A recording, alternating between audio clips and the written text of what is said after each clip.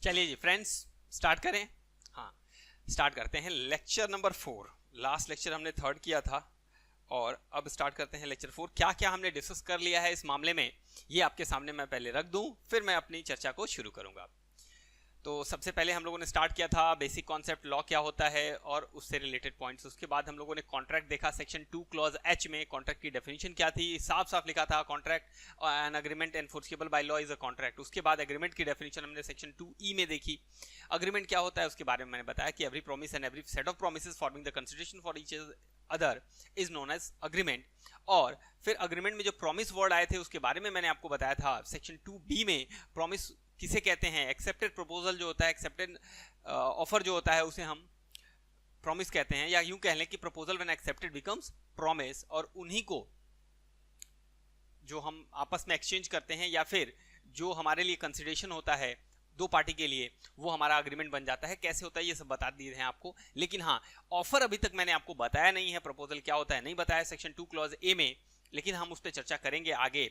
और हमने उसके बाद स्टार्ट किया है, अच्छा सेक्शन 10 हम लोगों ने essential element of valid contract कर लिया है। उसके बाद स्टार्ट किया था टाइप्स ऑफ कॉन्ट्रैक्ट, जिसमें हमने आपको काफी सारे कॉन्ट्रैक्ट के बारे में बता दिया था। जैसे वैलिड कॉन्ट्रैक्ट, वैलिड कॉन्ट्रैक्ट के बारे में मैंने बताया था आपको कि वैलिड कॉन्ट्रैक्ट वो होता है जिसमें हमारे एसेंशियल एलिमेंट सारे के सारे अवेलेबल हों और वो लीगली एनफोर्सिबल हो, बाइंड हो, पार्टीज वहां जो भी पार्टीज हैं वो एक दूसरे के लिए लाइबल हो या फिर उनके अगेंस्ट राइट रखते हों, तो वो हमारे वैलिड कॉन्ट्रैक्ट होते हैं। उसके बाद हम लोगों ने देखा था कि हमारे कौन से कॉन्ट्रैक्ट वॉइड होंगे, कौन से अग्रीमेंट वॉइड होंगे, void agreement, void contract, voidable contract, express contract, implied contract, tacit contract, ये सारे। इलीगल शायद मैंने आपको बताया था या नहीं, देख लूं मैं एक बार। क्वैसी मैंने बता दिया था आपको, क्वैसी हो गया था, ई कॉन्ट्रैक्ट हो गया था। चलिए, इलीगल आई थिंक शायद नहीं हुआ है, तो एक काम करते हैं, हम आपको इलीगल के बारे में पहले बता लेते हैं, फिर मैं आगे बढ़ूंगा, ठीक है। सबसे पहले इलीगल कॉन्ट्रैक्ट के बारे में मैं आपको बताऊं। इलीगल वर्ड जहां भी आता है ना, इसका मतलब यह समझ लीजिएगा कि कुछ ना कुछ आपको मना किया गया है और वो आपने काम किया है। जो काम आपको मना किया गया है, अगर आपने वो काम किया तो वो इलीगल होगा। अब सवाल उठा ये कि मना किया गया का क्या मतलब होता है। जैसे मैंने आपको मना कर दिया कि देखिएगा जब भी घर में आइएगा तो चप्पल पहन के मत आइएगा। अब आप चप्पल पहन के आ गए तो क्या ये इलीगल हो गया? नहीं। मना मीन्स जब लॉ, कानून, गवर्नमेंट किसी बात को आपको करने से रोकती है, वो कहती है ये नहीं कर सकते आप, तो अगर फिर वो आप करते हैं तो वो इलीगल में कन्वर्ट होता है। जैसे अगर गवर्नमेंट ने कहा है कि अगर कोई व्यक्ति दूसरे व्यक्ति को मार देता है, मर्डर, ये क्या है? ये लीगली प्रोहिबिटेड है, मना किया गया है कि आप इस तरह की एक्टिविटी नहीं कर सकते, तो ये क्या है? ये इलीगल है। दूसरा, गवर्नमेंट कहती है कि आप कोई नशे की चीज जो होती है उसकी तस्करी नहीं कर सकते या फिर उसका खरीद बिक्री नहीं कर सकते। अब अगर आप वो करते हैं, जैसे मान लीजिए किसी स्टेट में पर्टिकुलर वाइन प्रोहिबिटेड है, बंद है, लेकिन आप फिर भी वाइन का सेल परचेज करते हैं, उसके रिगार्डिंग कोई कॉन्ट्रैक्ट करते हैं, तो ऐसे कॉन्ट्रैक्ट क्या होंगे? इलीगल होंगे। एवन मैं ये बोल सकता हूं कि ऐसे कॉन्ट्रैक्ट बनते ही नहीं है। मैं अगर आपसे ये कहूं इलीगल कॉन्ट्रैक्ट, मैं अगर आपको ये कहता हूं इलीगल कॉन्ट्रैक्ट, तो आप बोलिएगा नहीं सर ये कॉन्ट्रैक्ट तो बन ही नहीं सकते, क्योंकि पहले ही गवर्नमेंट इन चीजों को मना कर चुकी होती है। और अगर कोई चीज पहले से मना है, प्रोहिबिटेड है कि आप ये काम नहीं कर सकते, तो फिर वो एनफोर्सिएबल तो होगी नहीं, वो एनफोर्सिएबल तो होगी नहीं। अगर एनफोर्सिएबल नहीं है तो डेफिनेटली वो कॉन्ट्रैक्ट में कन्वर्ट नहीं हो पाई होगी और केवल एक अग्रीमेंट तक ही वो सीमित रह गई होगी। और इसलिए मैं आपसे कह रहा हूं कि इलीगल कॉन्ट्रैक्ट वर्ड ज्यादा सटीक नहीं है। इलीगल अग्रीमेंट ही आप बोलेंगे तो ठीक रहेगा, लेकिन बुलाने के लिए, पहचान के लिए आप इलीगल कॉन्ट्रैक्ट बोल सकते हैं, but it is not justifiable, ठीक है। तो इलीगल का मतलब समझ में आया कि वो एक्टिविटीज, वो कॉन्ट्रैक्ट या वो agreements which are expressly prohibited by the government if made is called illegal agreement और इलीगल कॉन्ट्रैक्ट, ठीक है। हम कॉन्ट्रैक्ट बोलना वायबल नहीं है, बट मैं आपको बोल रहा हूं कि आप उसे इलीगल अग्रीमेंट तक ही सीमित रखेंगे। हाँ, आइडेंटिटी के लिए, आइडेंटिफिकेशन के लिए अगर आप उसे बोलते हैं इलीगल कॉन्ट्रैक्ट तो कोई प्रॉब्लम नहीं है, अदरवाइज रियल सेंस में it is illegal agreement only, because it is expressly band, expressly prohibited agreements या एक्टिविटीज। क्लियर है? ओके, चलिए क्वेसी के बारे में मैंने आपको बता रखा था। क्वेसी कॉन्ट्रैक्ट वो कॉन्ट्रैक्ट होते हैं जो एक्चुअल में कॉन्ट्रैक्ट नहीं होते लेकिन इंपोज किए जाते हैं। ई कॉन्ट्रैक्ट इलेक्ट्रॉनिक मोड में होते हैं। उसके बाद अब आइए अपने नेक्स्ट टाइप ऑफ कॉन्ट्रैक्ट पे चलते हैं।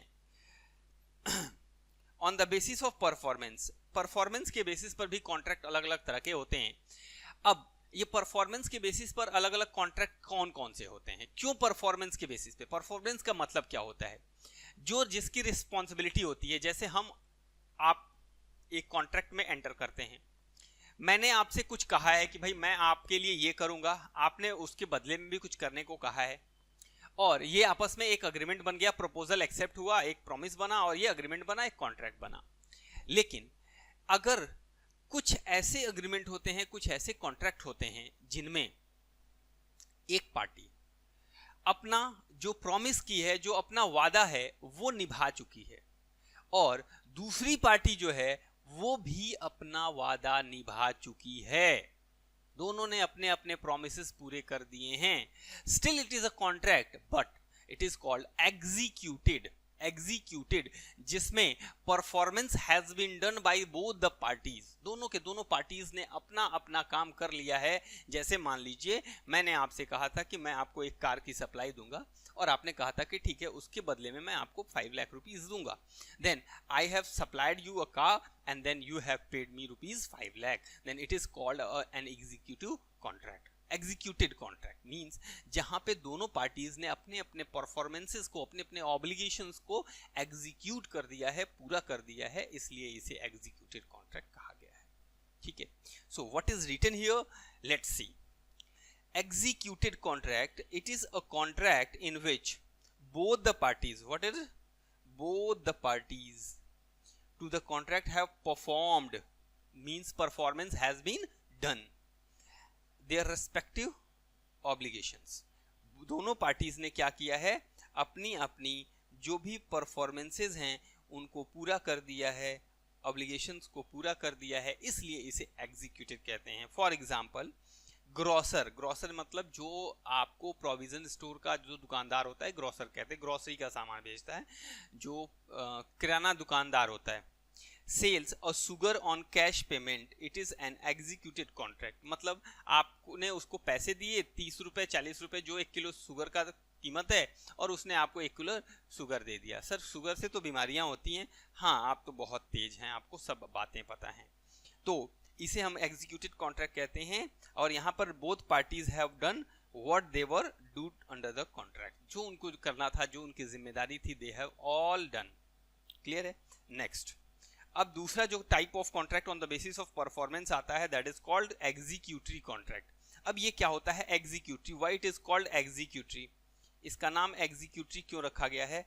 बिकॉज यहां पर दोनों पार्टीज ने अभी परफॉर्म नहीं किया है, ऑब्लिगेशंस अभी भी बचे हैं, रिस्पॉन्सिबिलिटीज अभी भी बची हुई हैं, and they are still liable to perform their obligations, अभी भी उनको काम करना बाकी है कुछ ना कुछ। तो जहां पर परफॉर्मेंसेज एग्जीक्यूट नहीं हुए होते हैं तो वो कॉन्ट्रैक्ट अभी एग्जीक्यूटरी ही होते हैं, जिनमें अभी भी लाइबिलिटीज पार्टी की बची होती हैं और उन्हें पूरा करना होता है। ठीक है, तो देखिए, it is a contract in which both the parties to the contract have still to perform their respective obligations, अभी भी उनको दोनों को आपस में जो बातें हुई हैं उनको पूरा करना बाकी है, उनको परफॉर्म करना बाकी रह गया है, इसलिए इसे हम एग्जीक्यूटरी कहते हैं। कि जिसमें जैसे अभी ग्रोसरी का ही एग्जांपल लिया, या मैं आपको मान लेता हूं, मैं ट्यूशन पढ़ाता हूं, मैंने बच्चों से कहा कि बेटे मैं आपको पढ़ा दूंगा, आपका कॉन्ट्रैक्ट एक्ट जो है वो, या फिर आपका जो लॉ सिलेबस है मैं उससे कंप्लीट करा दूंगा, आप मुझे एक पर्टिकुलर फीस देंगे। सो अभी ये जो बात हो गई, बच्चे ने स्वीकार कर लिया, हमने भी अपनी तरफ से ऑफर दे दिया, सब कुछ हो गया, that is called a contract. लेकिन अभी भी दोनों की परफॉर्मेंसेस बाकी हैं, बच्चे को फीस देनी बाकी है और मुझे उसे पढ़ाना बाकी है, तो it is called executory. Clear है, जहां पे both the parties are still in obligation to perform their promises. तो एग्जांपल के रूप में क्या दिया है जरा देखें, वेयर जी अग्रीज, जी क्या करता है, अग्री करता है to take tuition of H, अच्छा ट्यूशन की ही बात आ गई है, pre engineering students from the next month, अगले महीने से, और H in consideration promises to pay G ₹1000 per month, और जी कहता है कि भाई हम आपको 1000 रुपये पर मंथ देंगे और आप हमें ट्यूशन पढ़ाइए। The contract is executory because it is yet to be carried out, अभी भी ये काम होना बाकी है। अच्छा, अब एक इंपॉर्टेंट बात क्या है जरा ध्यान से सुनेंगे, इसी का बाइफर्केशन जो होता है इसको आपको समझना पड़ेगा। मैं थोड़ा 2 मिनट का टाइम ज्यादा लूंगा इसमें, लेकिन आप ध्यान से सुनेंगे मेरी बात। यूनिलेटरल और बाइलेटरल, ये दो अलग तरह के कॉन्ट्रैक्ट हैं, जैसे एग्जीक्यूटेड एग्जीक्यूटरी हैं उसी तरह से यूनिलेटरल बाइलेटरल हैं, लेकिन इसमें खास बात ये है कि ये दोनों एग्जीक्यूटरी कॉन्ट्रैक्ट्स हैं and are not separate kinds, ये एग्जीक्यूटरी कॉन्ट्रैक्ट के अंदर ही आते हैं ये दोनों, ठीक है, लेकिन ये अलग कोई अलग बेसिस पे नहीं बने हैं, ये भी परफॉर्मेंस के बेसिस पे बने हैं, और एग्जीक्यूटरी के दो पार्ट्स हैं। आप ये कह सकते हैं कि एग्जीक्यूटरी कॉन्ट्रैक्ट में दो चीजें और आ सकती हैं, एक यूनिलैटरल, एक बाइलेटरल। अब यूनिलैटरल क्या होता है, बाइलेटरल क्या होता है, अब ये ध्यान से सुनिए आप।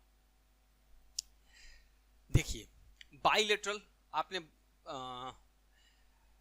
बहुत बार ये वर्ड सुना होगा बाई, ये बाई बी वाई नहीं है, ये नहीं है, बल्कि ये है बी आई।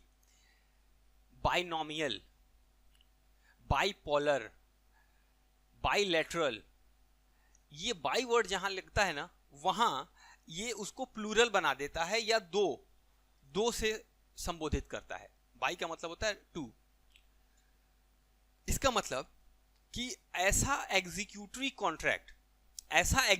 कॉन्ट्रैक्ट, अब जब एग्जीक्यूटरी हो गया तो इसका मतलब ये समझ लीजिएगा कि जहां पर दो पार्टीज को अपने अपने परफॉर्मेंसेस करने बाकी हैं, इसीलिए ये एग्जीक्यूटरी है, और बाकी भी हैं, तो अगर वो बाइलेटरल है तो वहां दो पार्टीज अपनी परफॉर्मेंस पूरी करेंगी, लेकिन यदि वो यूनिलैटरल है तो केवल एक ही party is required to perform their promise. नाम से समझ में आया? सर एग्जाम्पल से बताइए तो ज्यादा बेहतर समझ में आएगा, एग्जाम्पल भी लेंगे अभी, आराम से पहले मेरी बात को समझ लीजिए फिर हम एग्जाम्पल से समझाते हैं। इस वर्ड को समझ लीजिए, ये पहली बात तो एग्जीक्यूटरी के अंदर आया। एग्जीक्यूटरी का मतलब जहां पे दोनों पार्टीज, अब सवाल उठा कि दोनों पार्टीज, नहीं, कोई जरूरी नहीं है, अगर वो बाइलेटरल है तो ही दोनों पार्टीज, लेकिन अगर वो यूनिलेटरल है, यूनिलेटरल का मतलब होता है एक पक्षीय, एक ही पार्टी को परफॉर्म करना होता है अपने प्रॉमिस को। सर ऐसा कैसे हो सकता है, ये तो मैं थक गया, मैं तो समझ ही नहीं पाया, मुझे टेंशन हो गई है कि ऐसा कौन सा दुनिया का कॉन्ट्रैक्ट होता है जहां पे एक ही पार्टी को परफॉर्मेंस करना होता है, दोनों पार्टीज नहीं लायबल होती हैं। अगर सर डेबिट क्रेडिट दोनों होते हैं, हम लोग तो अकाउंट के स्टूडेंट हैं, हम लोग कॉमर्स के हैं, हम लोग यही पढ़े आज तक कि हर डेबिट का क्रेडिट होता है, हर क्रेडिट का डेबिट होता है, और जो एक बार कोई लेनदार होता है तो पक्का कोई ना कोई देनदार होता है, हम लोग इसी भ्रम में रहे हैं। तो ठीक है, मैं आज आपके भ्रम को दूर करता हूं, आज मैं आपके भ्रम में थोड़ी दखल अंदाजी करने की कोशिश करता हूं, आपको सच्चाई की ओर लेके आता हूं। आप आज वाकई दुनिया से रूबरू होंगे और आप देखेंगे कि आपको सत्य का ज्ञान हुआ है, आप ज्ञान प्राप्त करेंगे आज। अच्छा सर, आज ज्ञान प्राप्त होगा? हाँ, आइए, आज आपको ज्ञान मिलेगा और आज आप समझ पाएंगे कि यूनिलैटरल और बाइलेटरल क्या होते हैं। तो बाइलेटरल मैं पहले कराऊं, फिर मैं आता हूं यूनिलैटरल पे। बाइलेटरल बिल्कुल एग्जीक्यूटरी की तरह है, जहां पे दोनों पार्टीज को परफॉर्मेंस करना है, और एग्जीक्यूटरी है इवन, तो दोनों का परफॉर्मेंस अभी भी बाकी है, तो समझिए कि एकदम एग्जीक्यूटरी और बाइलेटरल एक ही जैसे हैं। A bilateral contract is one in which both parties कौन both parties have to perform their respective promises or obligation to do or forbear। ठीक है, एग्जाम्पल के रूप में अगर आप देखेंगे तो बहुत सिंपल सा एग्जाम्पल जो ऊपर आपने देखा, A promises to sell his plot to B for ₹1 lakh, तो A कहता है हम अपना प्लॉट बेचेंगे, B कहता है 1 लाख रुपए देंगे cash down, but B pays only ₹25,000 as earnest money, लेकिन B ने केवल 25,000 रुपए अभी दिए हैं, and promises to pay the balance on the next Sunday, कहा कि अगले संडे को हम दे देंगे। तो अभी भी दोनों पार्टीज का परफॉर्मेंस बाकी है ना, हाँ थोड़ा किसी का कम बाकी है, किसी का ज्यादा बाकी है। On the other hand, A gives the possession of the plot to B and promises to execute a sale deed on the receipt of the whole amount. क्या किया उसने? पोजीशन दे दिया और कहा कि हम भाई फाइनली सेल डीड तब आपको देंगे जब आप पूरा पैसा हमें दे देंगे. तो दोनों का कुछ ना कुछ बाकी रहा. The contract between A and B is executory because there remains something to be done on both the sides. Executory contracts are also known as bilateral. तो ये तो मैंने ऑलरेडी आपको बता दिया है, इसमें बहुत ज़्यादा सोचने की ज़रूरत नहीं है. और क्यों होता है ऐसा ये भी मैंने आपको बता दिया है. लेकिन जो मेन इंपॉर्टेंट बात है जो समझने वाली है वो है यूनिलेटरल के साथ. और यूनिलेटरल को आपको समझना पड़ेगा कैसे. ठीक है, यूनिलेटरल मतलब एक साइड. अब ऐसा कैसे होता है?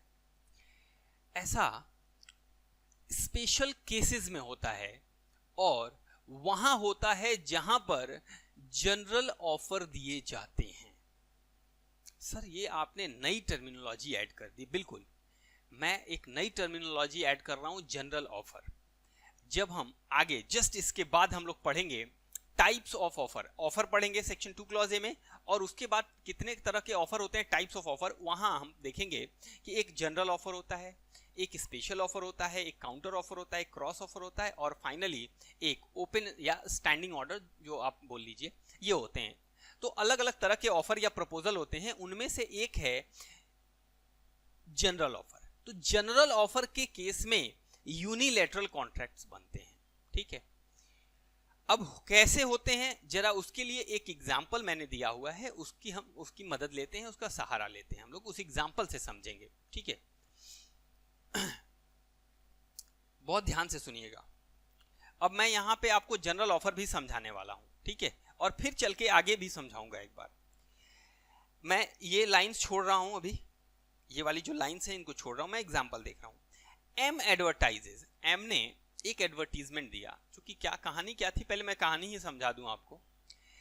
एम का एक बच्चा था, जो भी था वो खो गया था, और एम ने एक एडवर्टीजमेंट दिया कि जो भी मेरे बच्चे को ढूंढ के लाएगा उसको मैं 5,000 रुपए दूंगा. और उसका नौकर जो रहता है वो ढूंढने के लिए निकल जाता है और वो ढूंढ करके बच्चे को ले आता है, और यही केस बन जाता है यूनिलैटरल. और साथ साथ इसका जो एग्जीक्यूटिव कॉन्ट्रैक्ट है और यूनिलैटरल टाइप का और जनरल ऑफर, ये केस बन जाता है. और कैसे बनता है मैं एग्जांपल आपको पूरा रीड कराऊं और फिर मैं आपको बताता हूं. ठीक है, तो M advertises payment of reward of ₹5,000. कहता है कि 5,000 रुपए हम आपको देंगे. एनीवन, जो जरा इंपॉर्टेंट बातों को अंडरलाइन करेंगे आप, anyone who finds his missing boy. कोई भी, कोई ना कोई तो होगा जो बच्चे को ढूंढ के लाएगा. तो यहां पर कोई भी जो बच्चे को ढूंढ के लाएगा उसे मैं 5,000 रुपए का इनाम दूंगा. बताइए, जनरल ऑफर. जनरल का मतलब ऐसा ऑफर जो किसी को भी दिया जा सके, कोई भी कर सके. तो बच्चा गुम हो गया है तो कोई भी ढूंढ के लाएगा, तो वो तो जनरल हो गया ना, सामान्य ऑफर हो गया जो किसी को भी दिया जा रहा है, पब्लिक एट लार्ज को दिया जा रहा है, दुनिया में कोई भी उसको एक्सेप्ट कर सकता है. ठीक है, तो जब यहां पे ये बात आ गई, and bring to him as soon as B traces the boy. Actually ये क्या था ना, ये बी जो था वो उसका नौकर था, और ये हम केस आपको आगे बताएंगे लालमन शुक्ला वर्सेस गौरी दत्त का. वहां ये डिसीजन लिया गया था. तो वो बी जो था उसका नौकर था, उसने उसको ट्रेस कर लिया. एंड जैसे ही वो ट्रेस किया, there comes into existence an executed contract. वो उसको ढूंढ लिया. अब इसका क्या मतलब है एग्जीक्यूटेड कॉन्ट्रैक्ट का, there comes into existence an executed contract. अब इसका क्या मतलब है ये मैं आपको अभी समझाता हूं. उसके बाद अच्छा, because B has performed his share, मैं अभी अब समझाता हूं आपको, obligation, and it remains for M to pay the amount of reward to B. This type of executive contract is also called unilateral contract. ये आपने एग्जाम्पल पढ़ लिया. अब आइए, ये कैसे एग्जीक्यूटेड है और कैसे एग्जीक्यूटरी है और कैसे यूनिलैटरल है, अब इसको मैं आपको एक्सप्लेन करता हूं. थोड़ा मैंने टाइम लिया है जरूर, लेकिन इसको लाइफ टाइम आपको याद कराने के लिए मुझे जरूरी था ये समय लेना. जब एक बच्चा गायब होता है, मान लीजिए मेरा बच्चा है, सपोज. सर मजाक कर रहे हो आप, ओके, आई एक्सेप्ट इट. वो बच्चा गुम हो गया। मैंने कहा कि जो कोई भी उस बच्चे को ढूंढ के लाएगा, जाओ जरा ढूंढ के लाओ, न जाने कहां बच्चा खो गया। जो कोई भी ढूंढ के लाएगा उसे मैं 5,000 दूंगा। तो पहला ये जनरल ऑफर है। जनरल ऑफर की एक खासियत ये होती है कि जैसे ही कोई भी व्यक्ति उस जनरल ऑफर की टर्म कंडीशन को पूरा करता है, मतलब मैंने कहा कि मैं एक ऑफर दे रहा हूं और वो ऑफर ये है कि बच्चे को ढूंढना है, तो जो भी कोई बच्चा ढूंढेगा, जो कोई भी, उसने अपने पार्ट का, उसकी जो ऑब्लिगेशन थी वो तो पूरी कर दी। देखिए फिर से मैं समझाता हूं। जब कॉन्ट्रैक्ट बनता है तो एक ऑफर होता है, बहुत ध्यान से सुनिएगा, और एक एक्सेप्टेंस होता है, ठीक है। और जब ये दोनों मिलते हैं तब जाकर के बनता है कॉन्ट्रैक्ट। हाँ सर, ये तो बिल्कुल सही बोला आपने। लेकिन यहां क्या हुआ? यहां क्या, जो मिस्टर कौन है, एम है हमारे केस में, उसने एक जनरल ऑफर दिया और बी ने वो उस बच्चे को ढूंढ लिया। तो बी ने क्या अपनी कोई एक्सेप्टेंस दी एम को? नहीं, कोई एक्सेप्टेंस नहीं दी। लेकिन एम के द्वारा जो टर्म कंडीशन थी उनको जैसे ही पूरा किया, मतलब बच्चे को ढूंढा, इसका मतलब बी की वो एक्सेप्टेंस हो गई। B has accepted the promise and also performed his own obligation. उसने एक्सेप्टेंस, भाई हमारी जो कहने की बात थी, जो टर्म हमारी थी, हमारा शर्त ये था कि भाई बच्चे को जो ढूंढेगा उसको 5,000 देंगे। तो उसने ये बात, हमने किसी को नहीं कहा आप एक्सेप्ट करिए, लेकिन जो बच्चे को ढूंढ देगा वो मान लिया जाएगा कि उसने उसको एक्सेप्ट कर लिया, ढूंढते ही एक्सेप्ट कर लिया। और एक्सेप्ट होने के साथ साथ उसने अपनी ऑब्लिगेशन भी पूरी कर दी, तो इसका मतलब वो परफॉर्म भी कर दिया। इसका मतलब ये निकला कि बी के साइड से परफॉर्मेंस हो चुका है, लेकिन अभी भी पैसा देना बाकी है। 5,000 रुपए पैसा देना बाकी है। किसको? बी को। एम देगा। तो अब केवल एम ही जिम्मेदार है वो पैसा देने के लिए। जैसे ही कॉन्ट्रैक्ट एक्सेप्ट हुआ, एक कॉन्ट्रैक्ट बना, और कॉन्ट्रैक्ट तभी बनेगा जब बच्चा मिलेगा, क्योंकि मिलते ही वो टर्म कंडीशन एक्सेप्ट हुई, और जैसे ही एक्सेप्ट हुई वो कॉन्ट्रैक्ट बना तो बी ने अपना परफॉर्मेंस पूरा भी कर दिया। तो इसके तरफ से सब कुछ खत्म। अब M is only liable to pay his respective promises, liable to pay his money. तो यहां पर इसीलिए केवल एक ही पार्टी की जिम्मेदारी रह जाती है, क्योंकि एग्जीक्यूटरी है, अभी भी रह जाती है। अभी एम को देना बाकी है, एम पैसा देगा, अभी भी इसकी जिम्मेदारी बची हुई है। इसीलिए इसको हम क्या बोलते हैं? यूनिलैटरल बोलते हैं। एक ही पक्ष इसमें जिम्मेदार होता है। ये हमेशा, जब भी जनरल ऑफर होगा वो हमेशा इसी तरह का होगा, उसमें यूनिलैटरल के कॉन्सेप्ट उसी में आएंगे, है ना। या फिर आप यूं कह लें कि एक ही पक्ष, एक ही पार्टी। अब सर हम ऐसे भी तो कर सकते हैं कि मान लीजिए मेरे पास गिफ्ट है, मेरे पास प्रॉपर्टी है, कुछ पैसा है, मैं किसी को गिफ्ट देना चाहता हूं, तो यहां भी तो यूनिलैटरल हुआ। जी हाँ बिल्कुल। यहां पर अगर, लेकिन इस केस में देखिएगा, ये कंसिडरेशन का केस हो गया है, तो यूनिलैटरली, लेकिन कंसिडरेशन का केस हो गया इन द सेंस कि कभी कभी बिना कंसिडरेशन के भी कॉन्ट्रैक्ट वैलिड माने जाते हैं। गिफ्ट का केस वहां आता है कि कभी कभी दूसरी पार्टी को कंसिडरेशन नहीं देना पड़ता है, एक ही पार्टी को देना पड़ता है, और ये वैलिड कॉन्ट्रैक्ट है। मैंने अगर किसी से कॉन्ट्रैक्ट कर लिया कि मेरे पास कोई प्रॉपर्टी है और मैं कॉन्ट्रैक्ट करता हूं, अग्रीमेंट करता हूं कि आपको गिफ्ट करूंगा, तो फिर वहां पर आपको कुछ मुझे देने की जिम्मेदारी नहीं होती। ये भी यूनिलैटरल टाइप का कॉन्ट्रैक्ट होता है, और वो मैं ही केवल अपनी प्रॉपर्टी आपको दूंगा, ठीक है। तो ये भी केसेस आ सकते हैं। तो जनरल के साथ साथ कुछ और भी केसेस आ सकते हैं, लेकिन फिलहाल जनरल में जो इस तरह के प्रॉब्लम्स है वहां पर यूनिलैटरल ही कॉन्ट्रैक्ट बना, ठीक है। जैसे कि मैं और कुछ एग्जांपल ले लूं आपसे कि मान लीजिए मैंने कहा कि जो कोई भी मेरे मान लीजिए सपोज कि मेरे पैर में कुछ मोच आ गई है 1 मिनट के लिए, जो कोई भी दुनिया में मेरा मोच ठीक कर देगा उसे मैं 10,000 रुपए दूंगा। अब बताइए ये क्या है? सर ये यूनिलैटरल कॉन्ट्रैक्ट है, क्योंकि जो भी व्यक्ति आ करके मेरा मोच ठीक करेगा, इसका मतलब उसने मोच ठीक करने के बाद ही तो मेरा ऑफर एक्सेप्ट किया है, और जैसे ही उसने एक्सेप्ट किया इसका मतलब उसने अपना परफॉर्मेंस भी कर दिया, and still I am only liable to pay him his required price. ठीक है, चलिए, तो ये आई होप बात आपको समझ में आ गई होगी कि एग्जीक्यूटरी में दो तरह के, एग्जीक्यूटेड तो ठीक है जहां दोनों पार्टीज ने परफॉर्म किया, एग्जीक्यूटरी में दो तरह के हो गए, यूनिलैटरल और बायलैटरल। ओके, चलिए बढ़ते हैं आगे। अब आइए, अब शुरू होगी हमारी नई कहानी, हमारी अधूरी कहानी। तो हमारी अधूरी कहानी में क्या बचा हुआ है? Offer and acceptance. तो ये अब नई चीज स्टार्ट होने वाली है, मजेदार ऑफर एंड एक्सेप्टेंस। तो चलिए, मीनिंग ऑफ ऑफर या प्रपोजल, तो जो बोल लीजिए, दोनों एक ही वर्ड हैं, चाहे ऑफर बोलिए चाहे प्रपोजल बोलिए, दोनों का मतलब एक ही है। इंग्लिश है, अलग अलग लोग अलग अलग अंग्रेज जो होते हैं वो प्रपोजल कहेंगे, हम ऑफर कहेंगे, तो सब एक ही बात है। आइए, सेक्शन 2A डेफिनेशन कहां दी गई है? सेक्शन 2A में। मैं आपको बता चुका हूं ऑफर के बारे में, लेकिन फिर भी अब मैं फिर दोबारा से बताने जा रहा हूं, लेकिन थोड़ा सा स्पीड रहेगा मेरा, और आपको ध्यान से सुनना है, क्योंकि एक बार आप ध्यान से सुन चुके हैं। मैं जब बोलूंगा तो ये बोलूंगा कि आप ध्यान से सुन चुके हो, क्योंकि मुझे पूरी उम्मीद है कि आप बहुत ध्यान से मेरी बात सुनते हैं। हम करते तो बकवासी हैं, लेकिन आप फिर भी मेरी बात ध्यान से सुनते हैं, है ना? हाँ सर, सुनते हैं मेरी आपकी बात को। आइए, तो इंडियन कॉन्ट्रैक्ट एक्ट 1872 का सेक्शन 2 क्लॉज ए कहता है कि ऑफर किसे कहते हैं? ऑफर का मतलब होता है जब एक व्यक्ति, मैं हिंदी में बोल रहा हूं, बहुत शुद्ध हिंदी में, जब एक व्यक्ति अपने मन की बात, अब आप कहेंगे सर नरेंद्र मोदी जी की बात कर रहे हैं, नहीं, हर मन की बात करने वाला आदमी नरेंद्र मोदी नहीं होता। तो जब कोई भी व्यक्ति अपने मन की बात करता है, राहुल गांधी भी हो सकता है, तो जब कोई व्यक्ति अपने मन की बात किसी और के सामने रखता है, मतलब मन की बात मतलब इच्छा,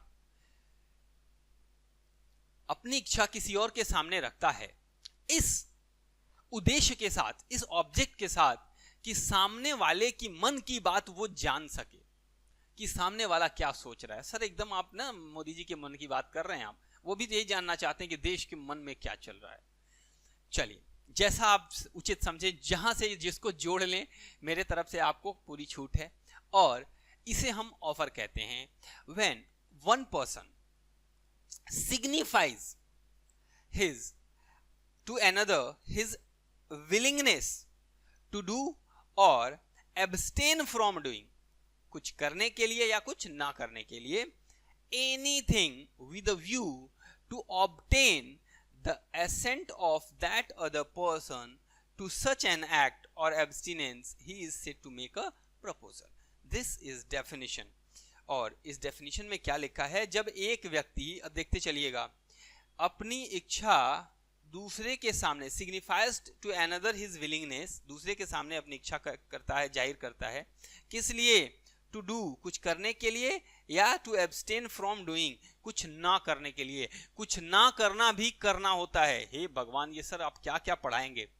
आज तक तो हम लोग जानते थे कि कुछ ना करना मतलब ना करना, लेकिन नहीं, आज मैं आपके भ्रम को फिर से तोड़ रहा हूं एक बार, और आज मैं आपको यह बता रहा हूं कि कुछ ना करना भी करना होता है। ठीक है, एनीथिंग, कुछ भी करना या कुछ ना करना। जब एक व्यक्ति किसी दूसरे के सामने अपनी इच्छा रखता है, when one person signifies to another his willingness to do or abstain from doing anything with a view to obtain the assent of that other, उस व्यक्ति की इच्छा जानने के लिए, then such act और abstinence, ये कुछ करना या ना करना, तो फिर इसे कहते हैं he is said to make a proposal। कहा जाता है कि वो व्यक्ति एक प्रपोजल दे रहा है। और इस बारे में मैंने आपको एग्जाम्पल दे दिया है, फिर से दे रहा हूं, बहुत ध्यान से सुनिएगा। शादी का एग्जाम्पल, बेस्ट एग्जाम्पल है वो, मजेदार है, सुनेंगे समझेंगे, और उसी तरह के कई एग्जाम्पल आप बना सकते हैं। जब एक व्यक्ति दूसरे को कहता है, मतलब व्यक्ति से नहीं कहेगा, डेफिनेटली एक मेल पर्सन फीमेल पर्सन से बोलेगा, एक लड़का एक लड़की से कहता है I want to marry you, तो अब ये जब वर्ड इतना यूज करता है, तो इसका मतलब ये हुआ कि वो अपनी इच्छा, one person signifies to another his willingness to do, abstain तो नहीं है, टू डू एनीथिंग, मतलब शादी।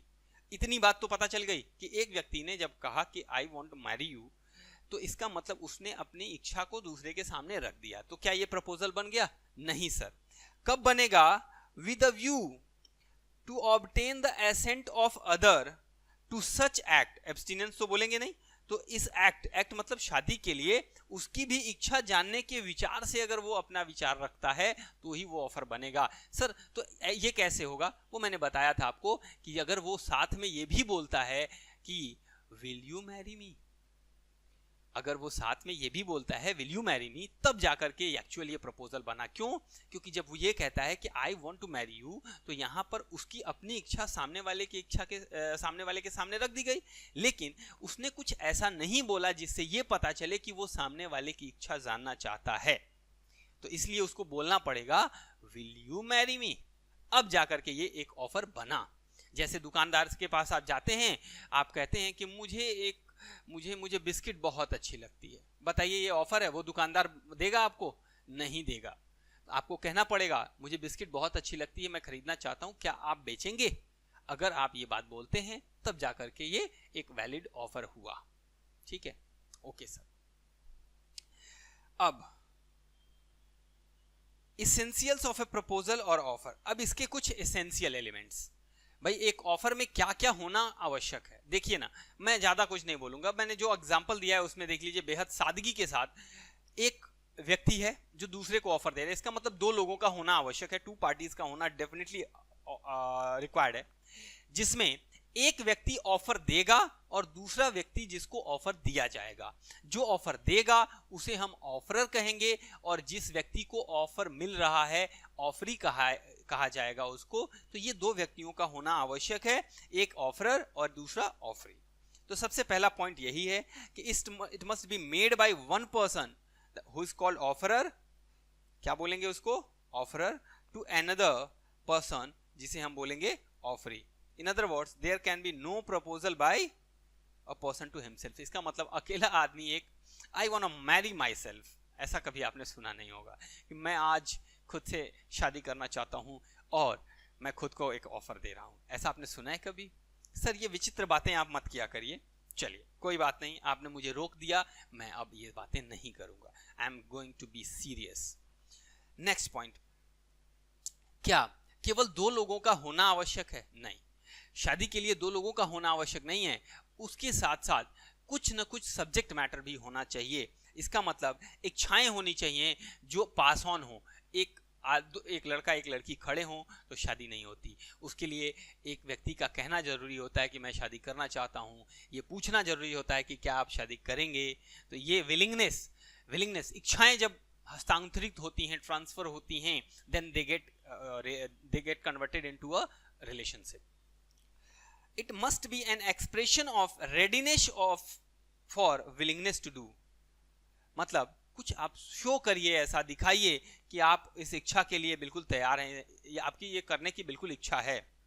अ पॉजिटिव एक्ट, इसे हम एक पॉजिटिव एक्ट कहते हैं, और निगेटिव भी होता है, ये भी मैं बता रहा हूं। To abstain from doing something, negative act. और सर कैसे निगेटिव एक्ट हुआ? देखिएगा, दोनों के एग्जांपल्स मैंने दिए हुए हैं। पॉजिटिव एक्ट क्या हुआ? X offer to sell his car to Y for rupees 1 lakh, it is a positive act. लेकिन एक्स ऑफर करता है not to file a suit against Y. X कहता है कि मैं आपको 1 लाख रुपए दे दूंगा वाई को, आप मेरे अगेंस्ट सूट फाइल मत करिए। तो ये देखिए, ना करना भी एक ऑफर होता है। तो X offer not to file a suit against Y, if Y pays X the outstanding amount of rupees 1 lakh, it is a negative act on the part of the X. तो जिसमें हमने एब्स्टिनेंस वर्ड, एब्स्टिनेंट का मतलब होता है मना करना, कोई चीज ना करना, निगेटिव एक्ट। तो निगेटिव भी हो सकता है, पॉजिटिव भी हो सकता है। तो दोनों एक्ट के लिए अपनी इच्छा दूसरे के सामने आप रख सकते हैं, और उसकी इच्छा जानने के उद्देश्य के साथ। तो आप ये भी अब एक नई बात नोट में मैंने दे दी है, मैंने इसको समझा भी दिया एग्जाम्पल के थ्रू कि केवल अपनी इच्छा सामने वाले के पास रख देना एक ऑफर नहीं होता। Mayor expression of willingness does not constitute an offer. देखिए एग्जाम्पल भी यहाँ पे दिया हुआ है। ए बी से कहता है कि मैं तुमसे शादी करना चाहता हूं by end of 2017, it does not constitute an offer of marriage by A to B. आप इसको समझ सकते हैं। Therefore, to constitute a valid offer, expression of willingness must be made to obtain the assent. सामने वाले की सहमति लेने के साथ साथ अपनी इच्छाएं रखना ही ऑफर कहलाता है. तो thus, if in the above example A further adds will you marry me, it will constitute an offer. Clear है? तो ये एग्जाम्पल भी हमने आपको दे रखा है. चलिए तीसरा एक और पॉइंट देख लीजिए. It must be made with a view to obtain the consent of that other person to propose act और एब्सटिनेंस. तो सामने वाले की इच्छा भी जानना बहुत जरूरी होता है. जैसे एक एग्जांपल के लिए जोकिंगली हंसते हुए मजाक में एक्स ने वाई को कहा I am ready to sell my car for ₹1,00,000. Y knowingly जानता है that X is not serious in making the offer. वो जान रहा है कि ये मजाक कर रहा है. Says I accept your offer, और उसने कह दिया कि मैं तुम्हारे ऑफर को स्वीकार करता हूं. In this case, X का जो ऑफर है was not the real offer as he did not make it with a view to obtain the consent of Y.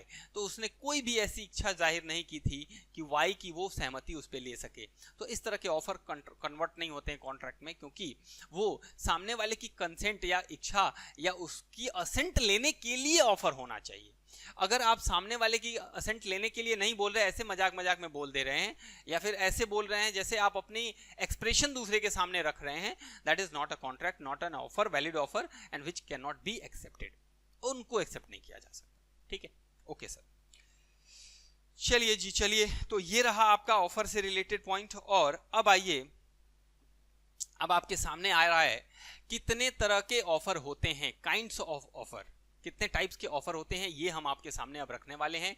जैसा कि मैंने अभी थोड़ी देर पहले आपको बताया था कि ऑफर पांच तरह के काइंड ऑफ ऑफर में पहला बताया था जनरल ऑफर, दूसरा बताया था मैंने काउंटर ऑफर, क्रॉस ऑफर, फिर बोलिए फटाफट स्पेशल ऑफर. तो जनरल के बाद स्पेशल हो जाएगा, और फिर एक स्टैंडिंग या ओपन ऑफर बताया था मैंने. ठीक है, तो ये काइंड्स ऑफ ऑफर हैं. आइए देख लेते हैं एक बार, और अब थोड़ा यूनिलेटरल के साथ इसको अटैच कर लेंगे. तो जनरल ऑफर अब देखिए आपको बिल्कुल समझ में आएगा.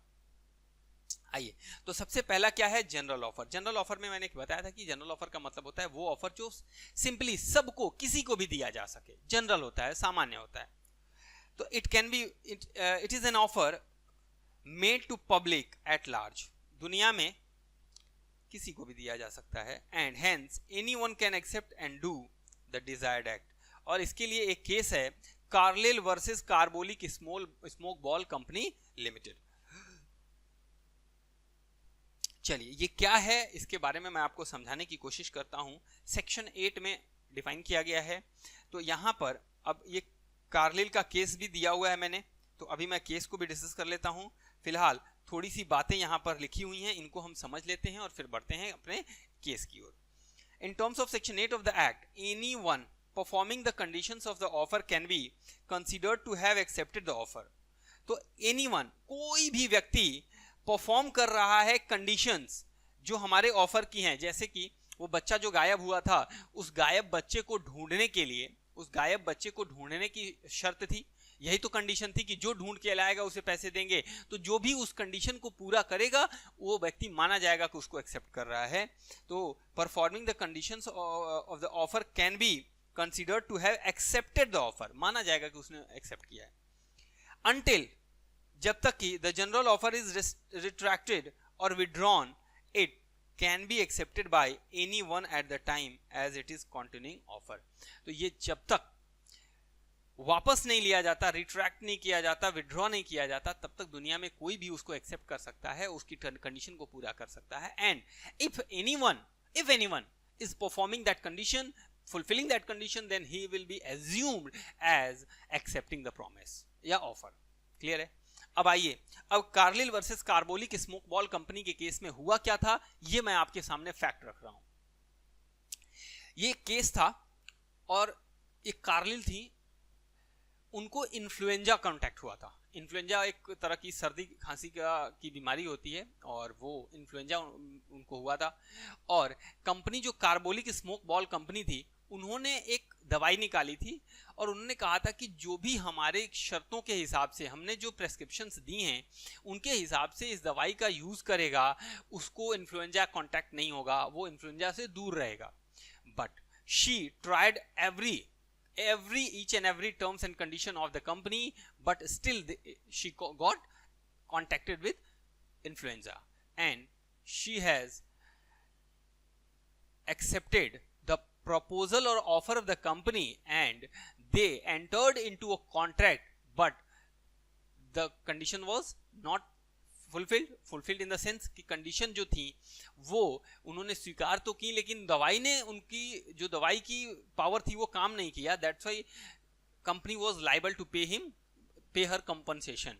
तो कंपनी की जिम्मेदारी बनती थी कि उनको कंपनसेशन दिया जाए क्योंकि कंपनी ने जो दावा किया था what company has claimed was not in actual fact. तो अब देखिए जरा क्या लिखा है इसमें. In this famous case, Carbolic Smoke Ball Company advertised, ये कंपनी थी जिसने एडवर्टाइज किया several newspapers that reward of £100 would be given to any person who contracted influenza after using the smoke ball थी, छोटी छोटी दवाइयाँ थी, produced by the Carbolic Smoke Company according to printed direction. जो printed directions थी उसके हिसाब से अगर आपने यूज किया तो फिर आपको अगर दोबारा वो हो गया तो हम आपको £100 का इनाम देंगे. One lady Mrs Carlill use the smoke balls as per the directions of the company. उन्होंने बिल्कुल डायरेक्शंस को फॉलो किया. And even then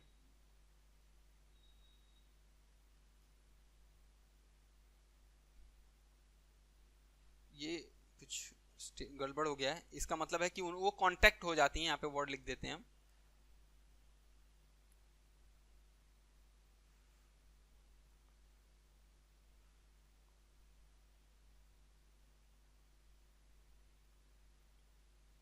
Contracted influenza held she could recover the amount as by using the smoke balls she had accepted the offer. इसका मतलब ये हुआ कि उनको अब पैसा मिलना चाहिए क्योंकि उन्होंने जो शर्तें थी उनके हिसाब से स्मोक बॉल्स को यूज किया और still she will not get well, means वो ठीक नहीं हुई. तो अब क्या हुआ, ये सेम वही केस है जो हमने यूनिलैटरल पढ़ा. एग्जीक्यूटरी कॉन्ट्रैक्ट्स हैं यूनिलैटरल टाइप्स के कि जहां पर कोई एक व्यक्ति कुछ शर्तें रखता है और दूसरा व्यक्ति कोई भी उसको एक्सेप्ट कर लेता है, लेकिन जैसे ही वो एक्सेप्ट करता है वो उसने अपनी परफॉर्मेंस कर दी और दूसरा व्यक्ति अब लाइबल होता है पेमेंट के लिए. तो यहां पर कंपनी को वो £100 जो थे वो इनाम देने पड़े. ठीक है, तो ये था हमारा जनरल ऑफर. अब बढ़ते हैं आगे और दूसरा जो केस है हमारा सेम इसी पे है, लालमन शुक्ला वर्सेस गौरी दत्त. ये मैंने आपको बता दिया है, वो जो व्यक्ति ढूंढने जाता है पैसे वाली बात, तो वो यहां पर आपको समझना है. फैक्ट ऑफ द केस देखिए क्या था. जी मतलब Gauri Dutt sent his servant, कौन, Lalman L, to trace his missing nephew, भतीजे को खोजने के लिए. Then announce that anybody who traced, अच्छा हिज नेफ्यू. अच्छा ये थोड़ा उल्टा केस है, इसमें सिचुएशन बदल गई थी, इसमें सिचुएशन बदल गई है. जो हमने पहला केस देखा ना वो ठीक है, अब यहाँ पे थोड़ी सिचुएशन अलग तरह की है और इसको मैं समझाता हूँ कि क्या है. तो anybody who traced his nephew would be entitled to a certain reward, उसको इनाम मिलेगा जो भी ढूंढ के लाएगा. यहाँ तक बात सेम है. ओके. एल जो नौकर था वो ढूंढ दिया उसको, बॉय को, इन इग्नोरेंस ऑफ दिस अनाउंसमेंट. अच्छा अब देखिए ये नई कहानी हो गई कि नौकर अनाउंसमेंट होने से पहले निकल चुका था घर से और उसे इस बात की खबर नहीं थी, भनक भी नहीं थी कि ऐसा कुछ इनाम या रिवॉर्ड डिक्लेयर हुआ है. हाँ सर ये तो नया पॉइंट आ गया. अगर उसे पता है जिसको पता है और वो उसको एक्सेप्ट कर रहा है तो फिर कॉन्ट्रैक्ट बन रहा है, उसे इनाम मिलेगा. लेकिन अगर कोई व्यक्ति जिसको बताया ही नहीं गया कि मैंने ऐसा कोई ऑफर दिया है तो भाई आपने उसको एक्सेप्ट कैसे किया? इसका मतलब आप उस ऑफर के लिए काम करने नहीं गए थे, आप उसको ढूंढने उस ऑफर के लिए, उस पैसे के लिए नहीं गए थे, वो आप अपनी अलग की जिम्मेदारी थी. आप मेरी बात समझ रहे हैं? तो यहां पर यही हुआ कि उसने ऑफर के बारे में पता ही नहीं था, तो उसने ढूंढ लिया अगर बच्चे को, तो वो ऑफर एक्सेप्ट नहीं कर रहा है, ठीक है। तो यहां पर यही दिया गया है कि एल्ट is the boy in ignorance of this announcement subsequently when he came to know, जब उसको पता चला of the reward he claimed it, और उसने जाके क्लेम कर दिया कि मुझे पैसा चाहिए। तब कोर्ट में ये डिसाइड हुआ कि he was not entitled to the reward as he did not know the offer, जब आपको पता ही नहीं था ऑफर। इसीलिए अब आगे चल करके जब हम आपको बताएंगे कि कुछ लीगल रूल्स हैं ऑफर के, तो वहां बताएंगे कि offer must be communicated, offer का कम्युनिकेट होना कंपलसरी है। अगर वो कम्युनिकेटेड नहीं है तो एक्चुअली ये मान लीजिए ना कि वो ऑफर ही नहीं है। सर कहां ये लिखा हुआ है, आइए हम दिखा देते हैं आपको नीचे। ये देखिए लीगल रूल्स आ गया इसमें, ये देखिए यहाँ पे it must be communicated to the offeree. तो बताइए लालमन शुक्ला क्या था, ऑफरी था ना, और ऑफरर कौन था, गौरी दत्त थी जिन्होंने ऑफर दिया था लालमन शुक्ला को। तो एक्चुअली उसने उनको दिया ही नहीं था, वो तो पता ही नहीं था उसको। तो जब कम्युनिकेटेड नहीं था तो फिर ये ऑफर नहीं है, ऑफर नहीं है तो फिर आप एक्सेप्ट ही नहीं कर सकते, एक्सेप्ट नहीं कर सकते तो आप पैसा नहीं मांग सकते। ओ माय गॉड सर ये बात है, हाँ यही बात है। चलिए तो क्या ये बात समझ में आ गई, हाँ सर ये बात समझ में आ गई। चलिए सेकेंड पॉइंट बी, स्पेशल और स्पेसिफिक ऑफर। ये क्या होता है, स्पेशल ऑफर क्या होता है, स्पेसिफिक ऑफर क्या होता है, सुनेंगे भाई। जनरल ऑफर का मतलब किसी को, दुनिया को, एनीवन, पब्लिक एट लार्ज। लेकिन जब स्पेसिफिकली किसी का नाम लेके किसी ग्रुप को हम जब ऑफर देते हैं या किसी सेलेक्टेड नंबर ऑफ पीपल को देते हैं तो वो फिर क्या बन जाता है, वो एक स्पेसिफिक या स्पेशल ऑफर बन जाता है। तो when the offer is made to specific और an ascertained persons, it is known as a specific offer. Specific offer can be accepted only by that specified person to whom the offer has been made. तो केवल और केवल वही accept करेगा जिसको वो दिया गया है। बॉल्टन वर्सेस जोन्स का केस। जैसे ए ने बी को ऑफर किया अपनी कार, तो अब बताइए ये क्या है, एक स्पेसिफिक ऑफर है क्योंकि केवल बी एक्सेप्ट कर सकता है और कोई नहीं कर सकता।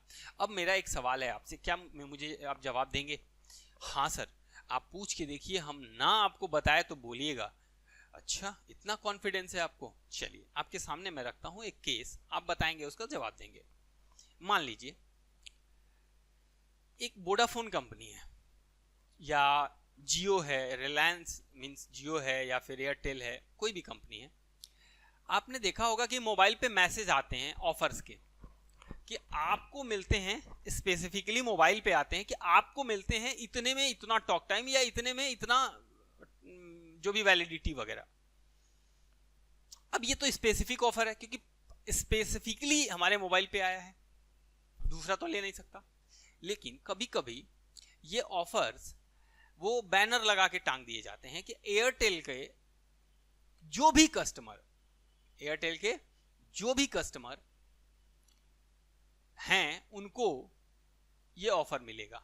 अब बताइए वो जनरल है या स्पेसिफिक है, केवल एयरटेल के, ये क्या है? अगर आपका जवाब है कि ये जनरल ऑफर है तो फिर आप बिल्कुल सही हैं, क्योंकि एयरटेल का कोई भी ऑपरेटर वो पढ़ करके उसका लाभ ले सकता है, इसलिए वो जनरल ऑफर है, भले ही केवल एयरटेल का हो। तो एयरटेल के लिए जनरल ऑफर है, हम कहां कह रहे हैं कि वो दुनिया के लिए है, ठीक है ना? तो वो क्या है, any one of the Airtel customer. हाँ अब ये कह सकते हैं कि अगर 5 कंपनी है और केवल एयरटेल ने इश्यू किया है तो फिर उसके लिए स्पेसिफिक हो गया, ठीक है ना? ओके आइए अब है नेक्स्ट, क्रॉस ऑफर। क्या होता है क्रॉस? क्रॉस का मतलब होता है जब एक चीज दूसरे से टकराते हुए निकल जाती है, यही ना? ऐसा ऑफर जब दो पार्टीज, हम और आप, जब दो पार्टीज एक दूसरे को सेम ऑफर, दो पार्टीज एक दूसरे को सेम ऑफर इन इग्नोरेंस, पता नहीं है। जैसे मान लीजिए this is the property common, मैं हूं आप हैं, आपको ये सामान मेरा खरीदना है और मुझे भी यही सामान आपको बेचना है, क्लियर? मैं इसी को बेचने के लिए आपको लिखता हूं एक चिट्ठी, और आप भी एट द सेम टाइम इसी को खरीदने के लिए लिखते हैं मुझे एक चिट्ठी, और दोनों लोग इस चिट्ठी को करते हैं पोस्ट, और वो चिट्ठी रास्ते में क्या होती है? क्रॉस होती है। ना मुझे पता है कि आप मुझे ऑफर दे रहे हैं, ना आपको पता है कि मैं वही ऑफर आपको दे रहा हूं। ओ माय गॉड, ये क्या हो गया? मतलब जब दो पार्टीज एक दूसरे को सेम ऑफर इग्नोरेंस में, मालूम नहीं है, देती हैं, और वो ऑफर रास्ते में क्रॉस हो जाता है, तो अब ये ऑफर नहीं है, या फिर यूं कह लें कि इसे क्रॉस ऑफर कहते हैं, और क्रॉस ऑफर का कोई लीगल एग्जिस्टेंस नहीं होता। बिकॉज इसका रीजन है, क्योंकि हुआ क्या, हुआ ये कि जब हमने आपको कहा, ऑफर दिया, तो देखिए ना, आपने भी वो ऑफर मुझे दे दिया, तो क्या वो एक दूसरे का एक्सेप्टेंस है? नहीं है। ना मैंने आपका एक्सेप्ट किया, ना आपने मेरा एक्सेप्ट किया, क्योंकि आपने ही भी ऑफर ही दे दिया, मैंने भी ऑफर ही दे दिया, दोनों एक दूसरे को क्रॉस हो गए, दोनों हो गए जीरो बटा सन्नाटा। ना कोई कॉन्ट्रैक्ट, ना कोई ऑफर, ना कोई अग्रीमेंट। जाओ, टाटा और बाय बाय, खत्म हो गया दोनों। ठीक है, तो इन दोनों का कोई लीगल एग्जिस्टेंस नहीं होता, नलिटी हो जाते हैं दोनों। Cross offer, when two parties exchange identical offers, identical, same, ये देखिए ना, यही ऑफर मैंने भी दिया, वही ऑफर आपने भी मुझे दिया, इन इग्नोरेंस, ना मुझे मालूम आप मुझे ऑफर दे रहे हैं, ना आपको मालूम मुझे मैं ऑफर दे रहा हूं, at the time of each other's offer, एक दूसरे के साथ साथ, the offers are called cross offers. There is no binding contract, दोनों के बीच में कोई भी बाइंडिंग कॉन्ट्रैक्ट नहीं होता, ये एक्चुअली कॉन्ट्रैक्ट ही नहीं बनता। In such a case, because offer made by a person cannot be construed as acceptance of another's offer, तो जो मैंने आपको दिया है और आपने मुझे दिया है, हम लोग एक दूसरे के ऑफर्स को एक्सेप्टेंस नहीं मान सकते, that's why कुछ नहीं बनेगा। जैसे if A makes a proposal to B to sell his car for rupees 2 lakhs and B को मालूम नहीं है, without knowing the proposal of A makes an offer to purchase the same car at rupees 2 lakhs from A, वो भी कहता है कि हमको दे दो। It is not an acceptance as B was not aware of the proposal made by A, B को मालूम ही नहीं था कि ये ऑफर दे रहा है उसको। It is only cross proposal, cross offer, and when two persons make offer to each other, it cannot be treated as mutual acceptance, तो एक दूसरे का एक्सेप्टेंस नहीं माना जा सकता। ये नहीं बोल सकते आप कि चलो भाई हमने ऑफर दिया तो हमारा ऑफर आपके ऑफर के लिए एक्सेप्टेंस बन गया और आपका ऑफर मेरे ऑफर के लिए एक्सेप्टेंस बन गया, तो ऐसा आप नहीं बोल सकते, ये कॉन्ट्रैक्ट नलिटी होता है। ठीक है, चलिए, और अब आपके सामने है नेक्स्ट हमारा काउंटर ऑफर। आइए आज करते हैं एनकाउंटर। आज हम लोग क्या करेंगे? एनकाउंटर करेंगे। सर किसका एनकाउंटर करने वाले हैं आप? काउंटर अटैक, सुना होगा आपने ये नाम, ये वर्ड काफी फेमस है आपके लिए कि काउंटर अटैक कर दो ना, करते हैं आप?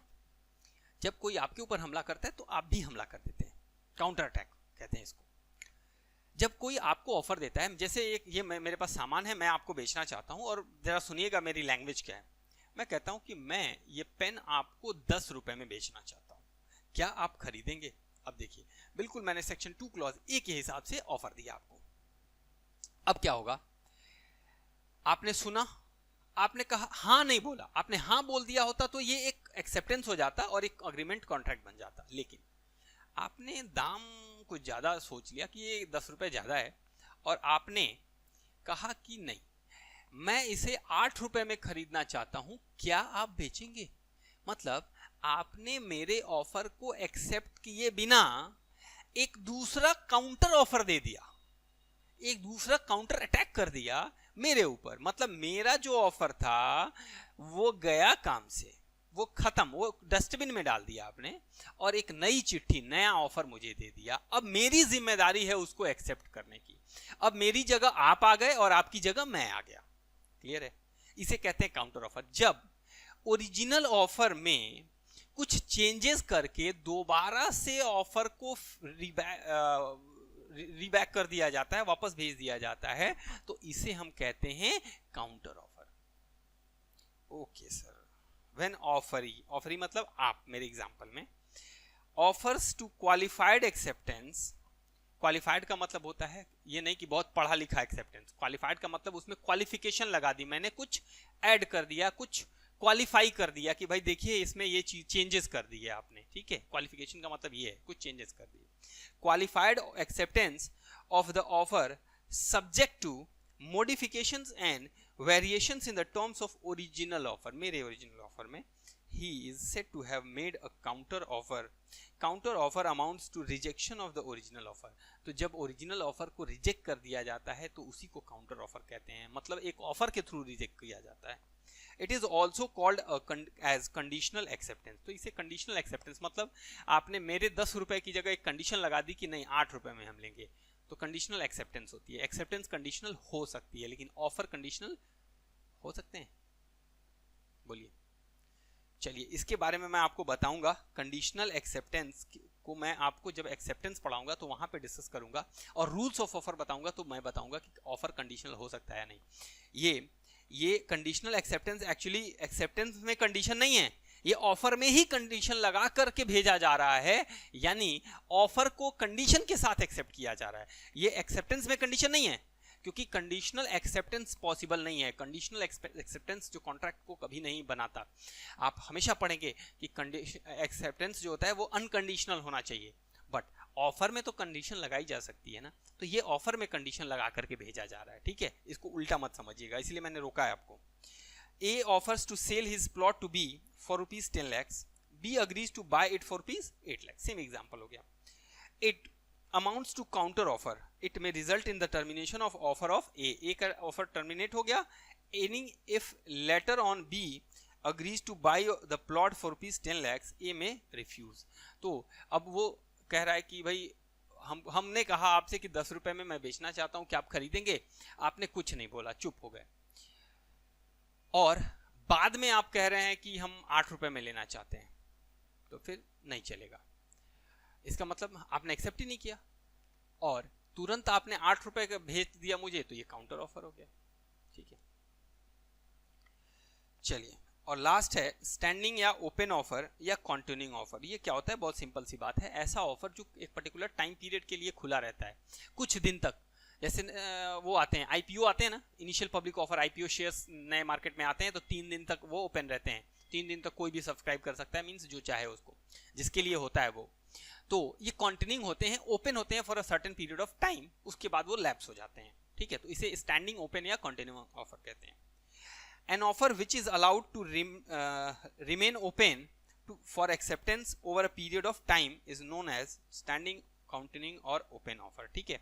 और एग्जाम्पल है टेंडर्स। टेंडर होते हैं ना जो सड़क निर्माण के लिए टेंडर्स निकलते हैं या बिल्डिंग के लिए, ये सब। तो tenders that are invited for a supply of goods is a kind of standing offer. तो सामान की सप्लाई के लिए जो भी टेंडर निकलते हैं, जो यहाँ पे सामान की सप्लाई करनी होती है, अपना कोटेशन प्राइस दीजिए आप।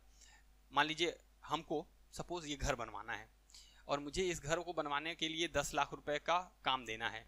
अब मैं चाहता हूं कि जो मिनिमम प्राइस में बना दे उसको, तो 5 ठेकेदार आते हैं मेरे पास, पांचों कहते हैं कि भाई हम इतने में बना देंगे, हम इतने में बना देंगे, इतने में। तो ये टेंडर है। अब ये 1 महीने तक खुला रहेगा, 1 महीने में जो सबसे कम देगा उसी को हम वो ठेका देंगे, तो इसे कहते हैं स्टैंडिंग ओपन या कंटिन्यूइंग ऑफर, ठीक है। चलिए, तो ये रहा आपका ऑफर के टाइप्स। और चलिए अब लेक्चर को कर देते हैं यहीं पे स्टॉप, और नेक्स्ट लेक्चर में जब हम मिलेंगे आपसे तो मैं legal rules of valid offer के बारे में बात करूंगा आपको, और इसके बाद फिर मैं एक्सेप्टेंस की ओर चलूंगा। तो दिस वाज लेक्चर नंबर 4, और अब नेक्स्ट हमारा जो लेक्चर होगा उसमें हम लोग ये डिस्कशन करेंगे, ठीक है। We are stopping here, thank you so much.